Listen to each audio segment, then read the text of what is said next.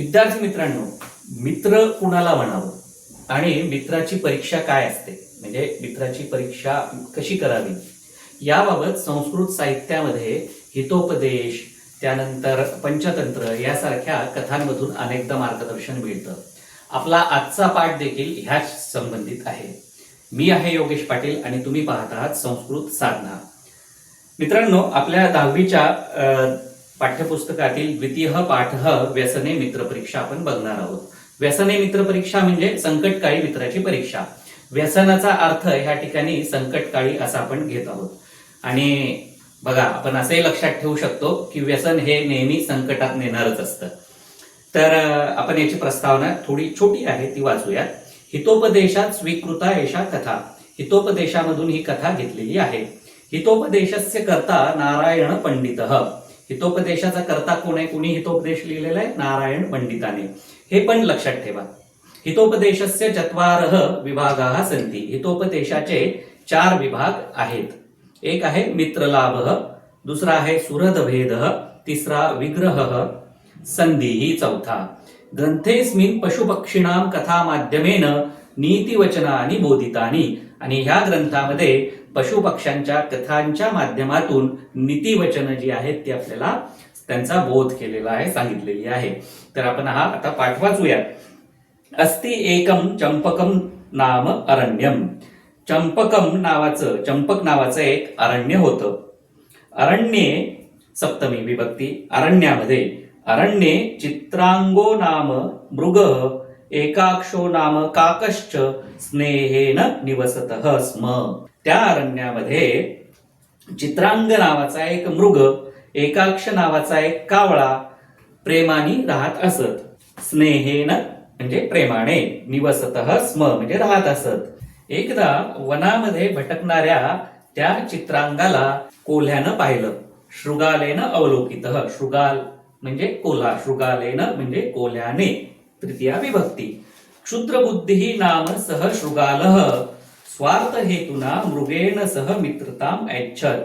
आणि क्षुद्रबुद्धी नावाच्या त्या कोल्ह्याने, बघा कोल्हा हा संस्कृत साहित्यात नेहमी धूर्त, क्षुद्र बुद्धी असलेला असाच येतो. त्याचं नावही या ठिकाणी क्षुद्रबुद्धी आहे, ज्याची बुद्धी क्षुद्र आहे असा. म्हणून कोल्हा या पात्राचं नाव काय आहे ह्या धड्यामध्ये लक्षात ठेवणं अतिशय सोपं आहे, ते आहे क्षुद्रबुद्धी. तर क्षुद्रबुद्धी नावाचा तो कोल्हा स्वार्थाच्या हेतूने मृगाच्या सोबत मित्रता करू इच्छित होता. अस्तंगते सवितरी क्षुद्रबुद्धी ही मृगेण सह मृगस्य निवासस्थानं गतः. अस्तंगते सवितरी म्हणजे जसा सूर्य मावळला, सवितू सूर्यनारायण म्हणतो ना आपण, सूर्य मावळला तसा क्षुद्रबुद्धी ही मृगेण सह, क्षुद्रबुद्धी हा मृगाच्या सोबत, म्हणजे हरणाच्या सोबत, हरणाच्या राहण्याच्या ठिकाणी निवासस्थानं गतः, निवासस्थानाला गेला. मृगशृगालौ दृष्ट्वा काको अवदत् सखे चित्रांग कोयम द्वितीयः. मृग आणि शृगालांना पाहिल्यानंतर, शृगालाला मृग म्हणजे कोल्हा आणि हरणाला पाहून काक म्हणजे कावळा म्हणाला, मित्रा चित्रांगा कोयम द्वितीयः, हा दुसरा कोण आहे? मृगः अब्रूत. हरिण म्हणाले, जंबुकोयम अस्मत् सख्यम इच्छती. हा कोल्हा आहे आणि याला आपल्या मैत्रीची इच्छा आहे. काकः उपादिशत. तो त्याचा मित्र असलेला कावळा म्हणाला, त्यानं उपादिशत म्हणजे म्हणाला असा अर्थ घेऊ आपण. अकस्मात आगंतुनासह मित्रता न युक्ता. अचानक आलेल्यांसोबत मैत्री करणं काही योग्य नाहीये. आगंतुनासह. तदाकर्ण्य जंबुकः सकोपम आह. ते ऐकून, आकर्ण्य म्हणजे ऐकून, जंबुकः सकोपम आह, तो कोल्हा थोडासा रागानेच म्हणाला, मृगस्य प्रथम दर्शने भवानपि अपरिचितः एव आसीत.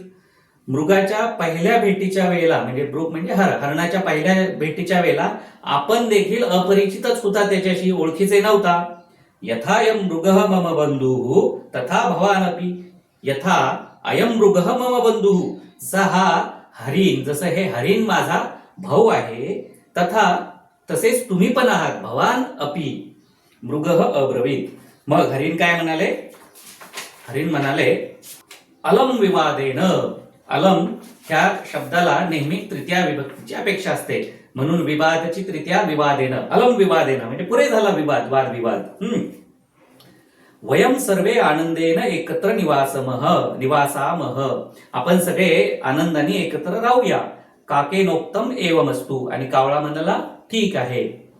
किंचित कालानंतरम शृगालः मृगम अवदत, काही काळाने तो कोल्हा हरणाला म्हणाला, वनेस्मिन एकम सस्यपूर्ण क्षेत्रमस्ती, ह्या वनामध्ये एक सस्यपूर्ण म्हणजे भरपूर पिकं असलेलं असं एक क्षेत्र म्हणजे शेत आहे. दर्शयामि त्वाम, ते मी तुला दाखवतो. तथा कृते मृगः प्रत्यहम तत्र गत्वा सस्यम अखादत, त्याप्रमाणे ते हरिण प्रत्यहम म्हणजे रोज तत्र गत्वा तिथे जाऊन ते पीक खात असे. तद्दृष्ट्वा एकस्मिन् दिने, ते पाहून एका दिवशी क्षेत्रपतीना पाशः योजितः, तो क्षेत्रपती म्हणजे तो त्या शेताचा मालक, त्यानं काय केलं ते पाहून एके दिवशी एक जाळं लावलं त्या ठिकाणी.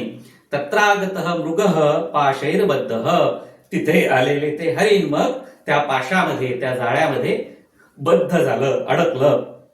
सह अचिंतयत, त्याने विचार केला, इदानीं मित्राण्येव शरणं मम, आता मित्रांनाच मला शरण जावे लागेल. दुरात तत्पश्यन् जंबुकः मनसी आनंदितः, आणि बघा दूरवरच ते पाहून, ते पाहणारा जंबूक जो आहे म्हणजे कोल्हा जो आहे तो मनातून आनंदित झाला. स्वचिंत्य, त्याने विचार केला, फलितम मे मनोरथम, माझं जे मनोरथ होतं ते आता फळाला येतंय. इदानीं, आता प्रभूतम म्हणजे पुष्कळ, भोजनम प्राप्स्यामी, आता मला पुष्कळ भोजन प्राप्त होईल. मृगस्तम दृष्ट्वा अब्रवीत, आणि हरिण त्याला पाहून म्हणाले, मित्र छिंदी तावन मम बंधनम, माझे हे जे बंधन आहे तू ते मित्रा तोड आता. त्रायस्व माम, मला वाचव. जंबुको दुरादेवा वदत, जंबुक जो आहे तो दुरूनच म्हणाला, दुरात एव अवदत, दुरूनच म्हणाला, मित्र दृढोयम बंधः, हे जे जाळं आहे याचे हा जो बंध फार घट्ट आहे. स्नायू निर्मितान पाशानेतान कथम वा व्रत दिवसे स्पृशामी, बघा कसं लबाड आहे हा कोल्हा. हा काय म्हणतो की हा स्नायूनं निर्माण केलेलं हे जे जाळं आहे, स्नायू म्हणजे आतड्यांचा वापर वगैरे करून निर्माण केलेलं हे जे पाश आहे, याला मी माझ्या व्रत दिवसे म्हणजे उपवासाच्या दिवशी कसा बरं स्पर्श करू. आता कोल्हा कधी उपवास करणार आहे का. इत्युक्त्वा, असं म्हणून सह समीपमेव वृक्षस्य पृष्ठतः निवृत्तम स्थितः, असं म्हणून तो जवळच असलेला एका झाडाच्या पृष्ठतः म्हणजे मागे लपून राहिला. प्रदोषकाले म्हणजे संध्याकाळी, प्रदोषकाले मृगमन्विषण काकस्तत्रोपस्थितः, संध्याकाळी हरणाला शोधणारा कावळा तिथे उपस्थित झाला. मृगम तथाविधम दृष्ट्वा सह उवाच, मृगाला तशा पद्धतीनं पाहून तो म्हणाला, सखे किमेतत, मित्रा हे काय आहे. मृगेनोक्तम, मृग काय म्हणाला मग म्हणजे हरिण म्हणाला, सुहृद वाक्यस्य अनादरात बद्धोहम, म्हणजे सुहृद वाक्यस्य, सुहृद म्हणजे मित्र, मित्राचा न ऐकण्यामुळे त्याचा अनादर केला, मित्राच्या वचनाचा, मित्राने सांगितलेल्या गोष्टीचा अनादर केल्यामुळे मी बंधनात अडकलेलो आहे. बद्धोहम उक्तम च, म्हणलंच आहे ना, सुरदाम हितकामानाम यश शृणोति न भाषितम, म्हणजे सुरद आणि मित्र आणि आपल्या हिताची कामना करणारे जे लोक असतात त्यांचं न ऐकणारे, विपतसन्निहिता, त्यांच्या जवळ संकट आलेलंच असतं, तस्य सह स नरः शत्रुनंदन, आणि तो मनुष्य हा शत्रूंना आनंद देणाराच असतो. म्हणजे थोडक्यात काय तर मित्रांचं तुम्ही जर चांगले तुमचे हितचिंतक जे आहेत, मित्र आहेत, त्यांचं ऐकलं नाही, त्यांनी सांगितलेल्या चांगल्या गोष्टी ऐकल्या नाहीत, तर संकट तुमच्या जवळ येतं आणि त्याने शत्रूंना आनंदच होत असतो. काकः अब्रूत, कावळा म्हणाला, स वंचकः क्वास्ते, तो लबाड कुठे आहे. तो वंचना करणारा लबाड कुठे आहे. कोणाला उद्देशून म्हणाला हा, कोल्ह्याला उद्देशून, की तो कोल्हा कुठे आहे. मृगेनोक्तम, हरिण म्हणाल, मनमासार्थी तिष्ठत्यत्रैव, माझ्या मासासाठी त्या ठिकाणी तो थांबलेला आहे. काकः उक्तवान, कावळा म्हणाला, उपायस्तावत चिंतनीय, आता आपल्याला तुझ्या बंधमुक्तीचा उपाय विचार करावा लागेल. आता प्रभाते क्षेत्रपतीर लघुडस्थ आगच्छन काकेनावलोकितः, सकाळी हातामध्ये काठी घेतलेला शेतकरी येताना कावळ्याने पाहिला. तमालोक्य त्याला पाहून काकेलोक्तम कावळा म्हणाला, सखे मृग मित्र हरणा त्वमात्मानं मृत्वत संदर्शय, तू स्वतःला मेल्यासारखं दाखव. मृत्वत संदर्शय. वातेनोदरम पूरयित्वा, वातेन उदरम पूरयित्वा, म्हणजे वात म्हणजे वारा, हवा. हवेनं तू तुझं पोट भरून घे पूर्ण. हवा ओढ पोटामध्ये, पोट फुगल्यासारखं दिसलं पाहिजे, ज्यानं तू मेल्यासारखा वाटला पाहिजे. वातेनोदरम पूरयित्वा पादान स्तब्धीकृत्य, म्हणजे पायांना स्तब्ध कर, हलवू नकोस, तिष्ठ थांब. यदाहम शब्दम करोमी, जसा मी तुला आवाज देईन, तदा त्वम उत्थाय सत्वरम पलायिष्यसे, आणि तसं जसा मी आवाज देईल तसा तू पळ. मृगस्तथैव स्थितः, मृग त्याप्रमाणेच थांबला. हरिण त्याप्रमाणे थांबले. क्षेत्रपतीना मृग आलोकितः उक्तंच, तो त्यानंतर तो शेतकरी आला आणि त्याने त्या हरणाला पाहिले आणि म्हणाला, आह स्वयंमृतोसी, अरे स्वतःच मेलास. सह मृगम बंधनात व्यमुंचत, आणि त्यानं काय केलं, हरणाला तो मेलेला आहे असं समजून बंधनातून मोकळं केलं. ततः काक शब्दम श्रुत्वा मृग सत्वरम पलायितः, आणि त्यानंतर कावळ्याने आवाज केला आणि तो आवाज ऐकून श्रुत्वा हरिण लगेच पळून गेलं. तम उद्दिश्य क्षेत्रपतीना क्षिप्तेन, त्याला उद्देशून क्षेत्रपतीने म्हणजे शेतकऱ्याने फेकलेली, क्षिप्तेन लगुडेन काठीने शृगाल स्थावत हतः, आणि त्याला उद्देशून म्हणजे कोणाला उद्देशून, ह्या हरणाला उद्देशून फेकलेली जी काठी आहे त्या काठीने कोल्हा तोपर्यंत मरून गेला.